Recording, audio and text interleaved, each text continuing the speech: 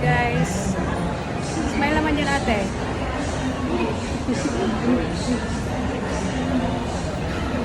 Hello guys. Dito kami ngayon sa SM Dagupan.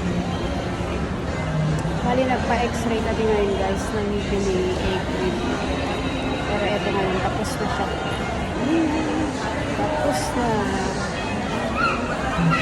Ha? Ano na? Awan? Awan kami, awan.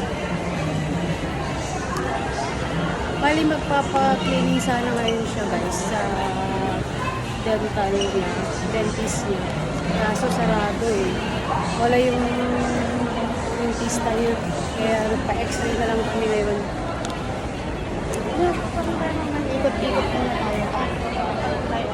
Wala, ikot-ikot lang. Ikot-ikot lang.